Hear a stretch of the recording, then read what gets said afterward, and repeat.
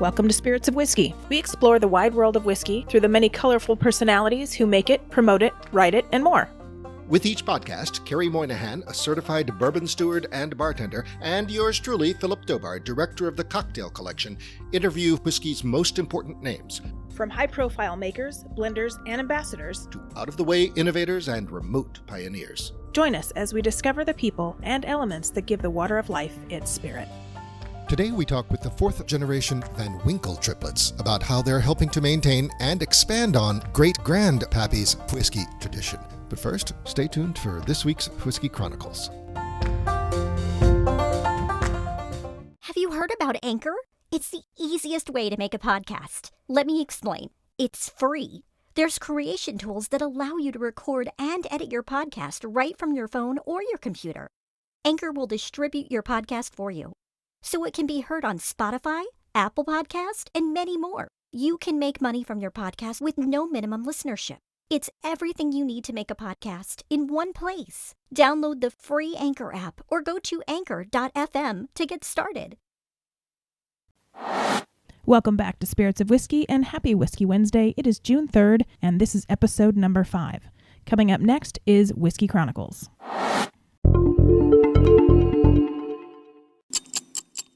Lifestyle. It's how we lead our lives on a day-to-day basis, a sort of sum total of the choices we make. Choices made in part according to the resources at our disposal. COVID-19 has impacted everyone's lifestyle, including how businesses of all types all around the world operate. And for craft distillers, it may be the cause of their demise. In light of that, craft distillers are calling for action from and collaboration with industry stockholders and government entities. Bottom line, they need relief. The American Craft Spirits Association has been working closely with the Tax and Trade Bureau, or TTB, and the Food and Drug Administration, the FDA, for help in this time of need. Based on their own survey, the association found that 67% of craft distilleries will be forced to close without a bailout of some sort. This despite over 700 of them having turned over production to making hand sanitizer. In the hope that they can keep some of these distilleries from closing permanently, stakeholders have petitioned Congress for temporary tax relief for those craft distillers negatively impacted by the pandemic. Normally, when a business is not doing as well as it had hoped, intensifying its marketing efforts, if done with judicious allocation of resources and proper targeting, can help. Most of the time, brands desperately seeking to differentiate themselves in a crowded marketplace will promote themselves as a lifestyle choice, as if the consumer, by purchasing the products of said brand, would somehow see themselves transformed by making this choice. Once in a while, however, the underlying brand is so strong and its offerings are of such high quality that lifestyle as marketing strategy feels comparatively genuine, authentic, and attractive to a discriminating decision maker. Among spirits categories, whiskey is the leading adapter of this strategy. And we think no one whiskey brand has marketed itself more innovatively or effectively than Pappy Van Winkle. The Van Winkle Triplets, the great-granddaughters of Pappy himself, and founders of Pappy Company, have successfully extended the Pappy line with related items of exceptionally high quality. And the result is a family of products that truly honor and build upon a revered, historic brand. Pappy Company, founded in 2013, is still a relatively new entity. So we spoke with the Van Winkle sisters, Carrie, Chenault, and Louise, to see how this marketing strategy has worked for them and to learn how the pandemic has impacted their sales and business model.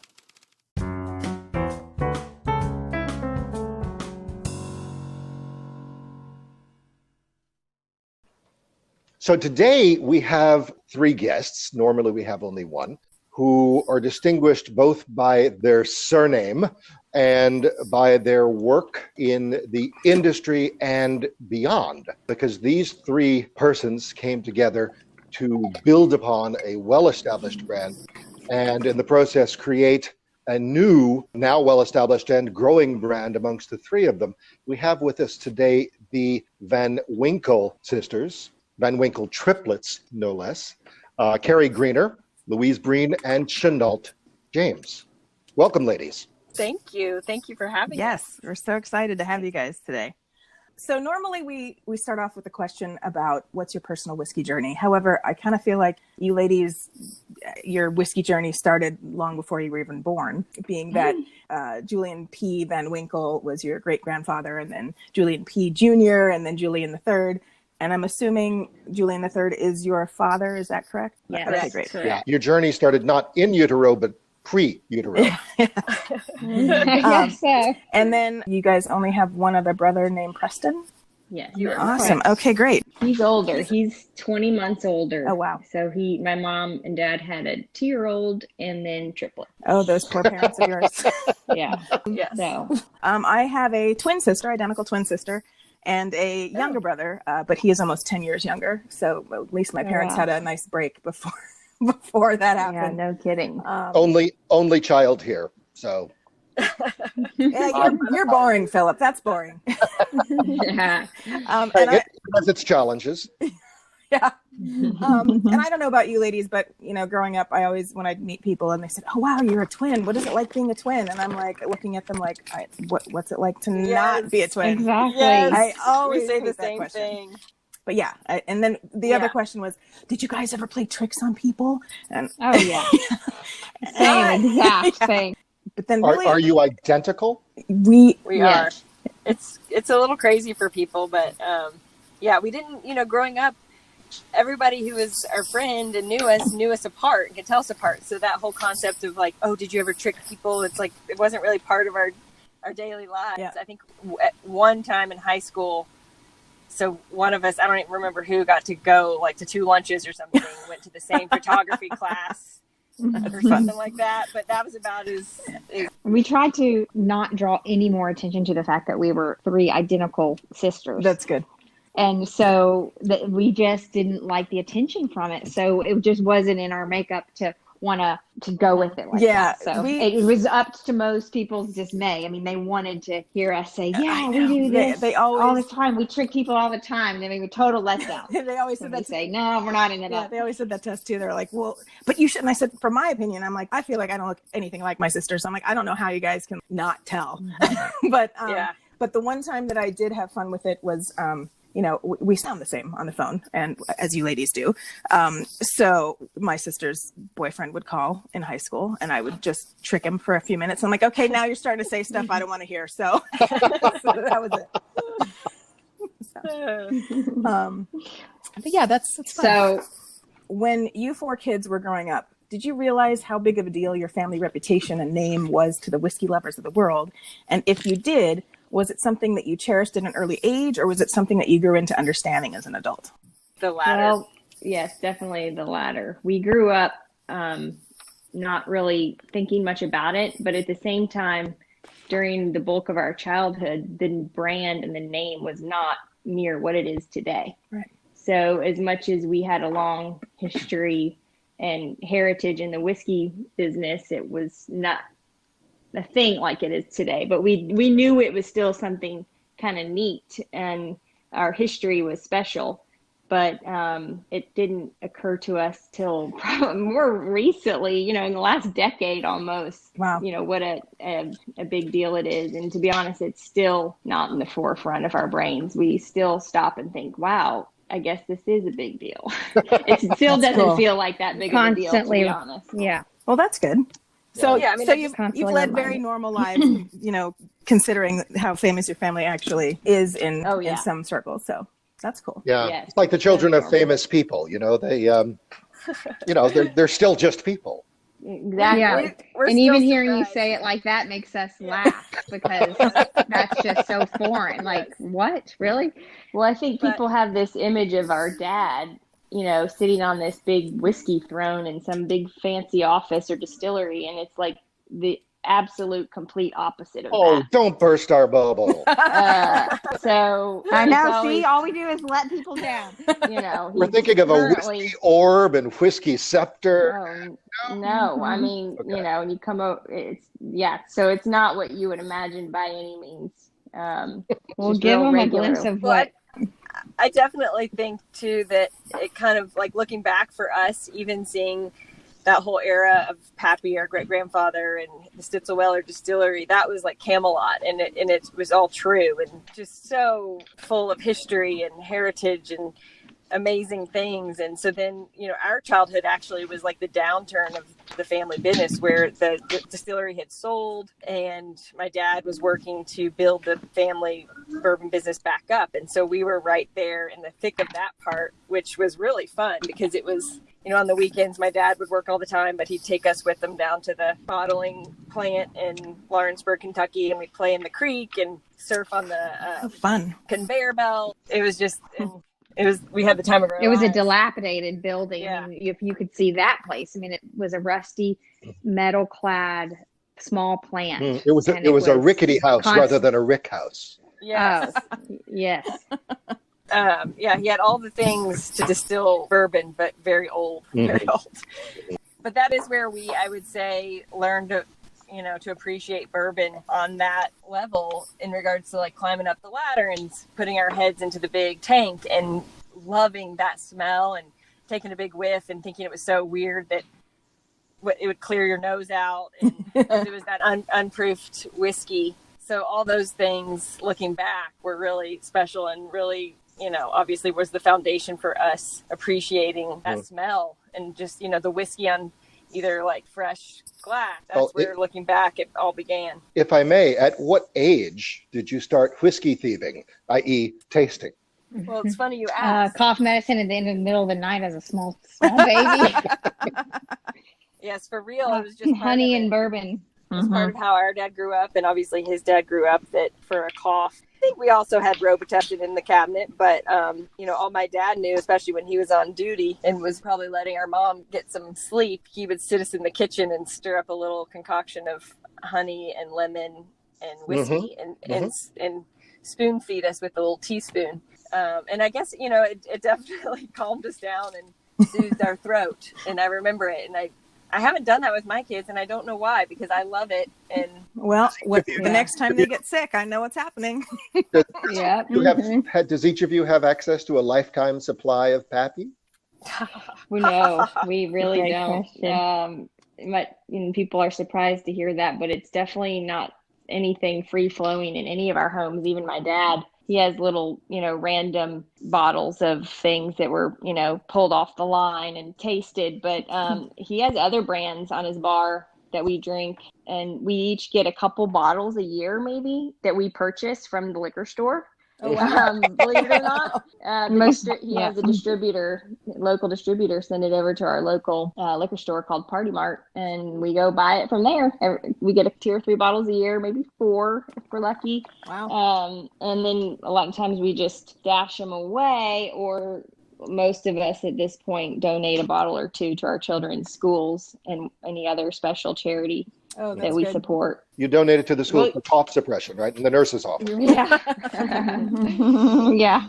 But it does help. So definitely not. Helps put in perspective for people when we tell them the actual truth of how it goes down in our family. And, when people wonder why they can't get their own bottle and they hear that we can't really get as much as we want either or have enough to gift to our friends, it's a lot easier to understand.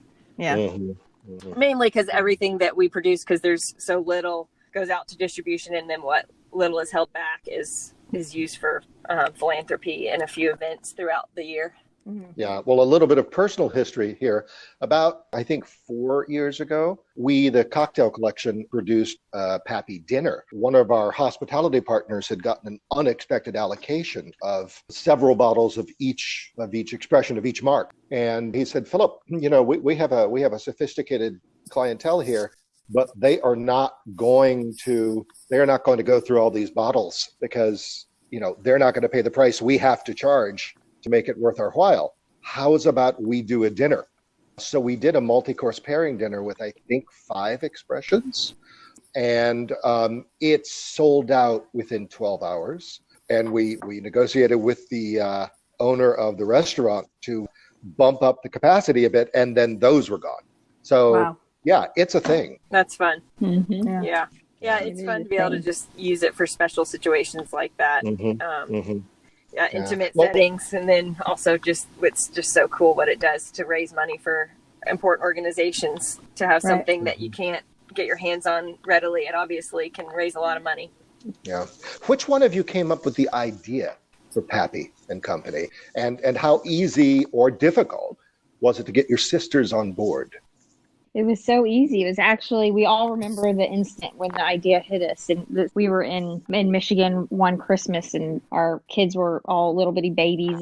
And Louise had recently moved home from Idaho, where Carrie lives still, and was kind of in transition with being a mom, but not having a job. And so we were brainstorming, and we were, sitting at my parents' kitchen island, and I said, we should just start this business. We never had merchandise associated with the brand, and people were asking. Everyone was asking. And so, what year was this? 2013. Girls, what year was it? COVID launched. So this is probably 2012 that we were. Christmas of 12, yeah, probably. Mm-hmm. So I was underwater, busy with my design business that I do for my day job, and so immediately. That's Chenault, correct?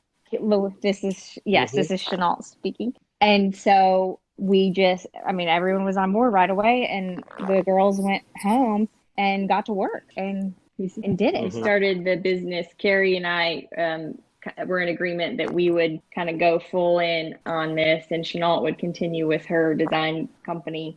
So I was living in Louisville, still am, and Carrie was still out in Sun Valley. So we kind of immediately assumed our roles, and I would be operational.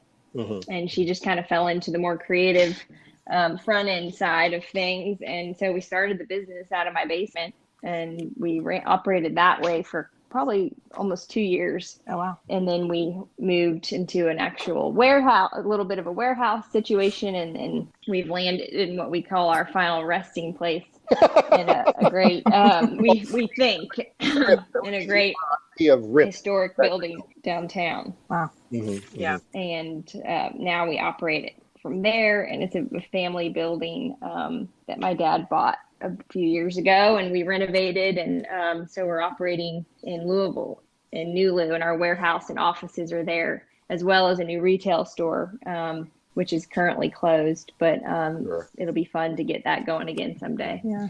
How many SKUs did you start with? Like 5, I want to say. Yeah, we started with, I think, like I said, a barware and a couple hats and T-shirts, and then our first collaborative special product were our chocolate bourbon balls made with our old Rip Van Winkle 10-year. And very quickly we realized, oh my God, what have we done? We've started making a product with bourbon, and we can't ask my dad for any more bourbon to make our bourbon balls. So we struck a deal with him for that, and then we've actually no longer made any other product with bourbon because it got too stressful, and we literally just don't have enough.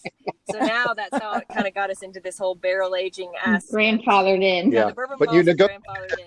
You negotiated a deal for the barrels, though, because now you have products that are aged in those barrels. Yes, and so that's been really fun, is thinking, all the creative ways to use the barrels in regards to products and barrel aging food and whatnot. And that's really been kind of the driving force behind what we do now. And so we started, more so filling this promotional need with, T-shirts and hats and branded products for all these fans that were excited to have something. And then it's just evolved from there.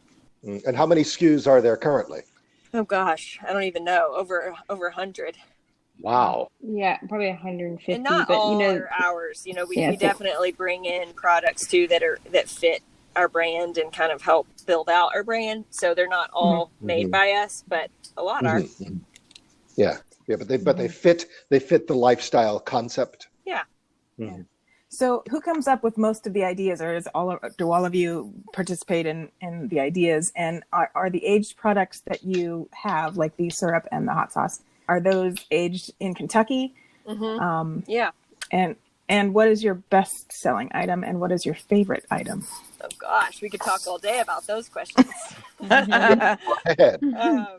I basically come up, I feel like, with the majority, but it's definitely a group effort, and we make sure that it all feels right to all of us. Who is that? This is Carrie. Oh, hi, Carrie. Because I'm kind of like... We're trying to be better at stating who it is before we speak. So. Because you're triplets, we can't tell you right? apart. And we'll just be over talking each other the whole time, too. You don't know our voices right now? You know. Anyway, so So Carrie does most of the creative development, and then it just depends. But majority, yes, is Carrie takes the lead on that, and then we all kind of connect on, furthering any of those ideas. But for instance, the hot sauce developed out of a close friendship. This is Chenault speaking. A close friendship out of Columbus, Georgia, where I lived, where my husband's from. So I was in Columbus, Georgia, for 10 years, and our friends started growing ghost peppers and creating hot sauce. And so that's how that collaboration came to be. So there's so many different stories How wrapped up in a lot of these products. How about the Ohio maple syrup? What's the relationship there? Yeah, so we were actually in the market for a maple farmer because it was just such a natural fit for us. We grew up on real maple syrup, and it just felt right. And so he honestly reached out to us, and I was very hesitant. I think it's just really fun for people to think of us. But at the same time, we're kind of picky. So I was like, I don't know anything about this maple farm in Ohio, but send me a sample of what you're already doing, and we'll go from there. And he sent me a sample of his product, and it was good. I could tell the syrup was really good, but I wasn't completely crazy about the bourbon flavor. And so I said, let's try it out. I'll send you a barrel and age some syrup in our barrel and send me a sample, and we'll hope to make something work. And I still, was a little bit hesitant of it panning out. Well, he sent it to me, and I was so blown away. It was just insane. I'd never tasted anything like it. It was 10 times better than what he'd already sent me with syrup that he was aging in other whiskey barrels. And so since then, we've just really created this friendship, and we work really closely together. And the guys from the maple farm go down to the distillery themselves and pick up the barrels within the same day that they're dumped. And so it's just a really special partnership and product. And so what we quickly realized is that it means something to have quality barrels. So I think in a world of like these micro distillers and people aging whiskey months versus years, and if it is years, it's maybe a year or a couple of years, where we get to use barrels that have been aged a minimum of 10 years up to 23 years, and the high quality weeded bourbon. It's just amazing what it does to that flavor. And so it's really cool. Yeah, I'm going to agree with you. The flavor on that syrup is outstanding. I was saying before the show started, I tried it with another whiskey brand type, which is good. But the taste test this morning, the Pappy definitely had a more robust pop with the bourbon flavor, but it wasn't an overpowering flavor. And I felt it really complemented my French toast. So I'm very, very excited about that. It's amazing how something simple like French toast just brings out, the flavor bursts in the syrup.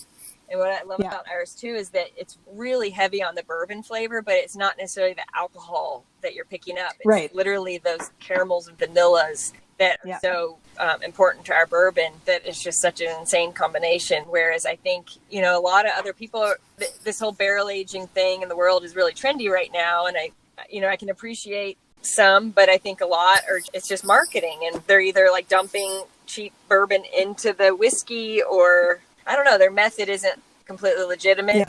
And you can just tell when you taste it kind of what went on. I have a really good smoked ham recipe that I do every Easter with bourbon and with syrup. And I am going to go buy myself a new ham and try it out. It's going to really make the ham pop, I can tell. Send us that recipe. I might enter your contest with it. Yes, you should. I have to tell you guys just a little tidbit now that we're talking about our syrup, and what our favorite product is. And I guess I have to say it's my favorite product. I'm just blown away by it every time I use it.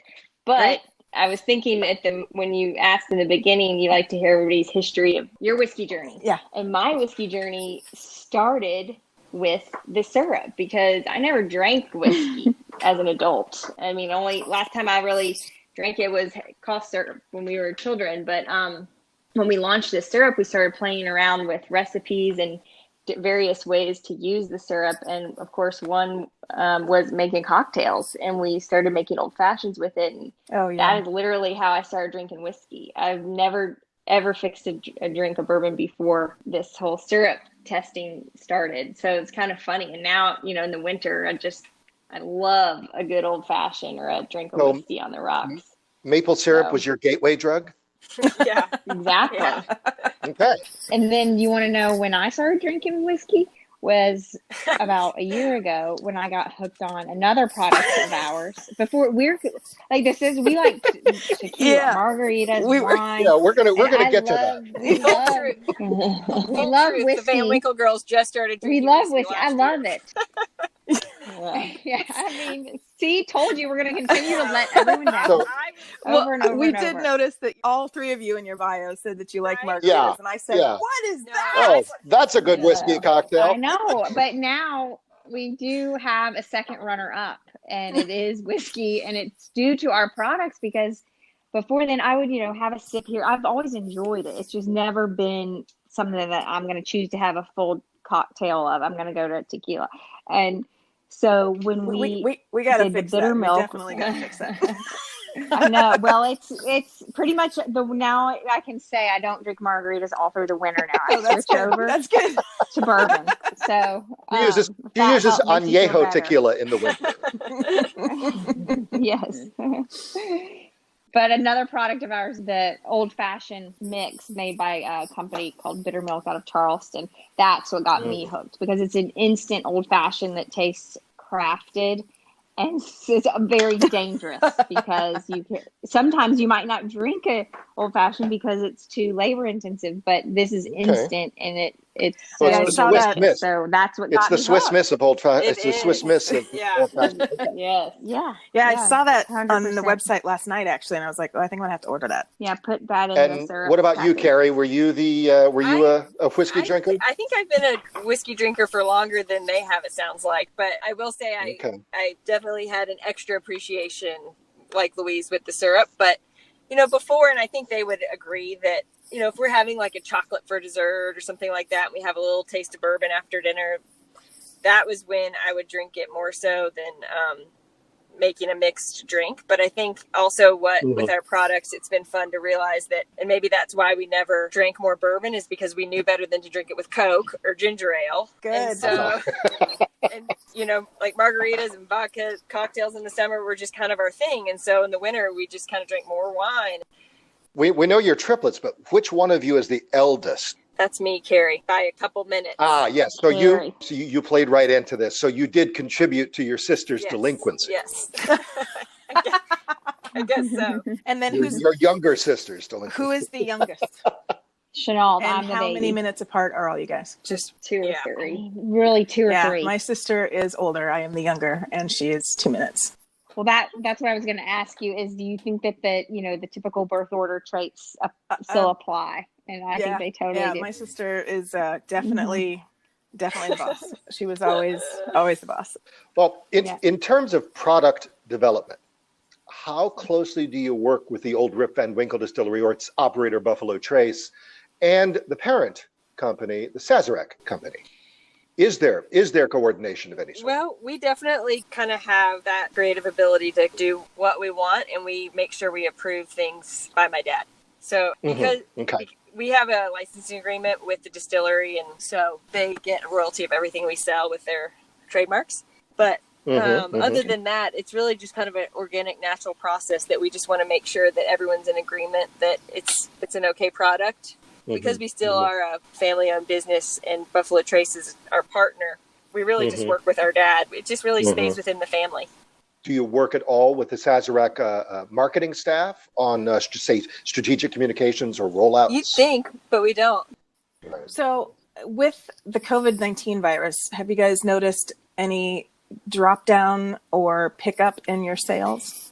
Well, we've definitely had some changes. Our wholesale business came to a quick halt right away, which we're seeing start to rebound now. In the last 2 weeks, we've gotten a lot more action in that sales channel. E-commerce has been really strong, and our sales are definitely up. Okay, which is great. So we can't complain. So we're not complaining. And the retail store. It'd be fun to have it open right now, but it's not a big deal for us. It was never. It's a new thing, and we hadn't even really gotten a robust sales plan or marketing for the store going. So we'll just keep that closed for a little longer. But yeah, we've seen a positive impact from COVID, and we feel so fortunate. Right. Now, how close is your retail store located to any of the neighboring distilleries in the area? Really close. Yeah, we're right down in Nulu, which is a really cool gentrified area, an extension of downtown Louisville. And so A few blocks from Bourbon Row, which Bourbon has Row. been completely Yep. rebuilt, which was the old sales district of the distillery. So all the distilleries had their storefronts there. So that's really cool. And then Angel's Envy Distillery is right down the street. Oh, fun. Copper and Kings. Yeah. When things are more normal, have you thought about talking to any of the tourism group to have part of their tours that go in that area to kind of stop at your store?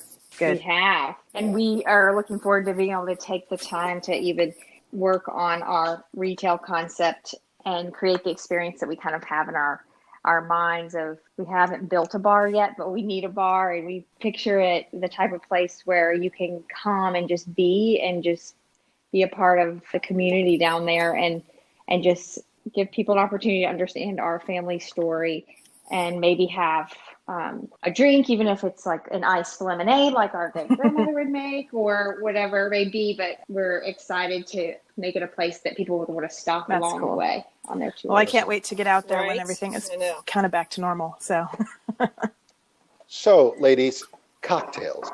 We ask all of our guests what is their preferred category of cocktail. We never ask people to name their favorite cocktail, although you, the three of you in your bios have told us covered that, didn't we? first, shaken is the way to go, and second, margaritas. Louise and myself and my parents were at Blackberry Mountain this winter and had a really fun experience there.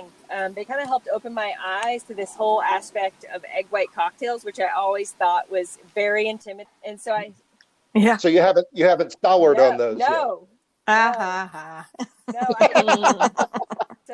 we're behind on that. Of making those at home now. Just the fact that you can make a whiskey sour or a tequila sour, and the simplicity of it and the way with our syrup, it totally just mellows out the alcohol and just kind of lets the syrup and everything about the cocktail just kind of come to life. Rather than like a watered down with ice situation. It just is so creamy, and the syrup just explodes with that egg white mellowness and creaminess. So that with a cocktail with tequila.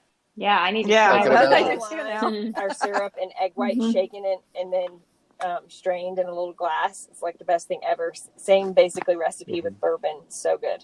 So substituting with your margarita, you substitute your syrup for the triple sec. We basically, we make it without simple syrup, and then I actually still add a little triple sec and Cointreau with the syrup. Okay, all right. Very cool. Very good. So you guys currently have a promotion going on the website for recipes for the syrup and for the hot sauce. You want to tell the listeners a little bit about that promotion? It's really fun. We're so inspired by what people do with our ingredients, especially the syrup and hot sauce, that we really want to hear what other people are doing and be able to write them down and share them with everybody. And so we thought it'd be fun. If you want to order our pepper sauce and syrup, use Cooking10 coupon code to get 10% off, and submit your recipes through Instagram and tag us using the hashtag Cooking with Pappy. You can submit your recipe through June 8th, and we'd love to pick a winner with the pepper sauce and a syrup recipe and share it and win a gift certificate to shop online.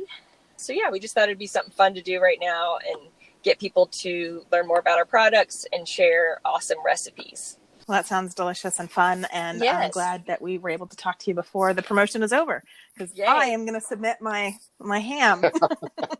And then later in the show, we're going to be talking with Chef Louise, who is the host of our TV pilot, and we're going to talk to her about some recipes.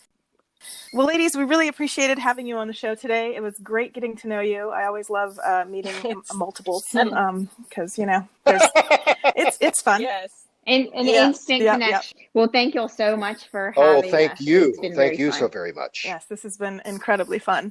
A delight. And we're going to continue watching your company grow, and hopefully we'll do a reconnect later down the line. For sure. We appreciate it. World of Wheezy is up next. Stay with us.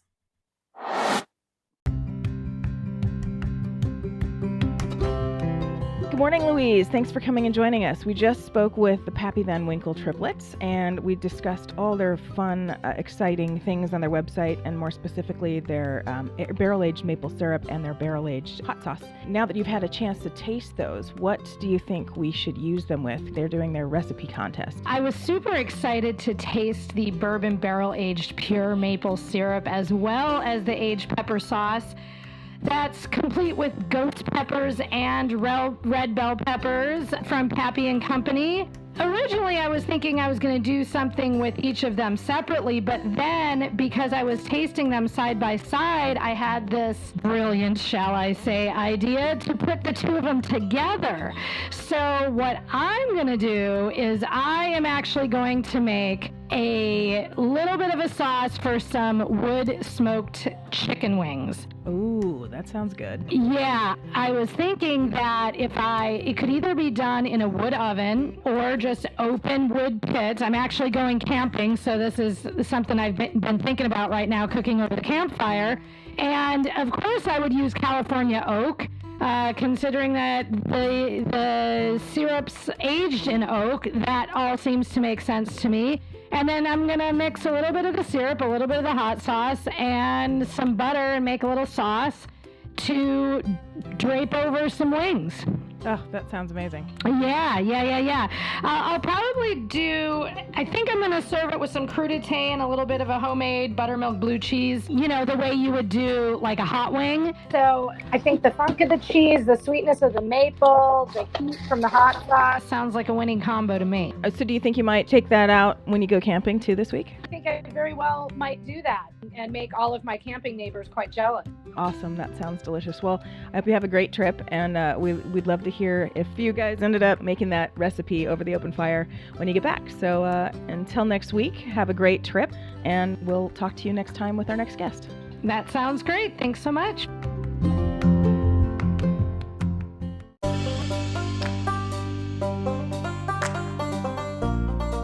Please visit our website to see our show notes on today's podcast at spiritsofwhiskey.com. That's whiskey with an E. We'll add a link to Pappy Company and instructions on how to enter their recipe contest, as well as a summary of Chef Louise's comments from today's World of Wheezy in our show notes. As always, you can see our upcoming topics and guest roster and links to past shows. Thanks for joining us. Until next time, Salam. Slanchava. Spirits of Whiskey is a production of First Reel Entertainment and the Center for Culinary Culture, home of the Cocktail Collection, and is available on Anchor, Spotify, and wherever fine podcasts can be heard.